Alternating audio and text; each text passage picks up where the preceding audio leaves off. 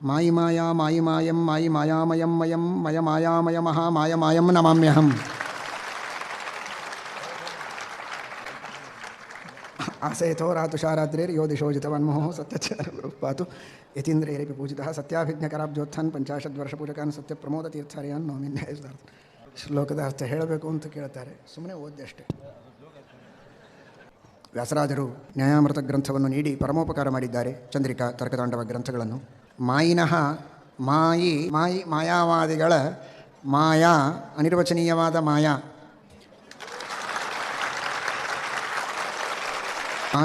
ಮಾಯಾವಾದಿಗಳು ಅವರ ಮಾಯಾ, ಅನಿರ್ವಚನೀಯವಾದ ಮಾಯಾ, ಅದನ್ನು ಮಾಯಿ ಅಂದರೆ ಪರಮಾತ್ಮ, ಮಾಯಿನಂತೂ ಮಹೇಶ್ವರಂ.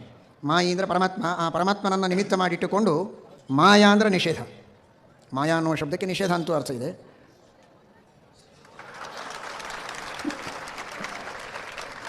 ಈ ಪರವಾದಿಗಳ ವಿಮರ್ಶೆಯನ್ನು ಮಾಡಿದ್ದು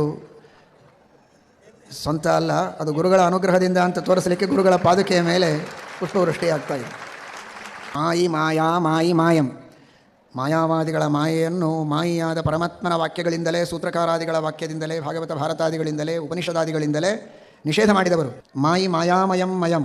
ಮಾಯಿ ಪರಮಾತ್ಮ, ಮಾ ಲಕ್ಷ್ಮಿ, ಇವರಿಬ್ಬರಿಂದ ಆಯಾ ಜನ್ಮಲಾಭವನ್ನು ಪಡೆದವರು ಮಧ್ವಾಚಾರ್ಯರು. ಮಾಯಿ ಮಾ ಆಯ, ಮಾಯಿ ಮಾಯಾ, ಅವರೇ ಆ ಸಮಂತಾತ್ ಮಯ ಪ್ರಧಾನವಾಗಿ ಉಳ್ಳಂಥವರು ಮಾಯಿ ಮಾಯಾ ಮಯ. ಯಾಕೆಂದರೆ ಮಾಯಿಯಾದ ಪರಮಾತ್ಮನ ವಚನಗಳಿಂದ, ಸೂತ್ರಕಾರರ ವಚನಗಳಿಂದ ಮಾತ್ರ ಅದ್ವೈತ ಮತ ನಿರಾಕರಣ ಮಾಡಲಿಲ್ಲ. ಅದನ್ನು ಮಾಡಲಿಕ್ಕೆ ಆಗುವುದೂ ಇಲ್ಲ. ಶ್ರೀಮದಾಚಾರ್ಯರ ವಾಕ್ಯಗಳು ಬೇಕೇ ಬೇಕು.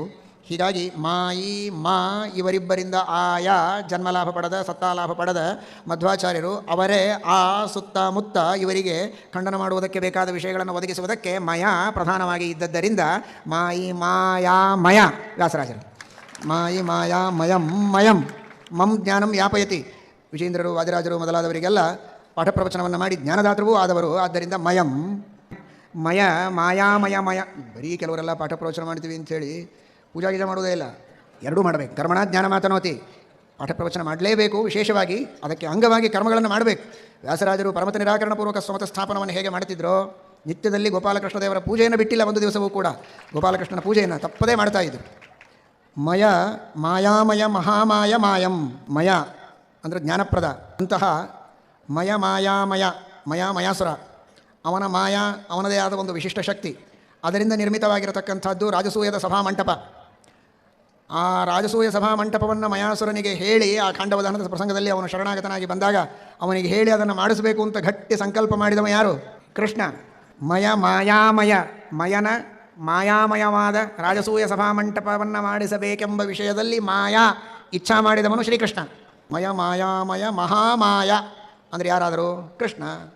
ಅಂತಹ ಕೃಷ್ಣನ ವಿಷಯದಲ್ಲಿ, ಕೃಷ್ಣ ಪೂಜಾ ವಿಷಯ ಇತಿ ಯಾವತ್, ಕೃಷ್ಣನ ಪೂಜಾ ವಿಷಯದಲ್ಲಿ ಮಾಯಾ ಅಂದರೆ ಇಚ್ಛಾ, ಉತ್ಕಟವಾದ ಇಚ್ಛೆಯುಳ್ಳವರು ವ್ಯಾಸರಾಜರು. ಆದ್ದರಿಂದ ಗೋಪಾಲಕೃಷ್ಣ ಪೂಜಾ ವಿಷಯಕ ಜ್ಞಾನೇಚ್ಛಾದಿವಂತಂ ತದುತ್ಸುಕಮಿತಿ ಯಾವತ್.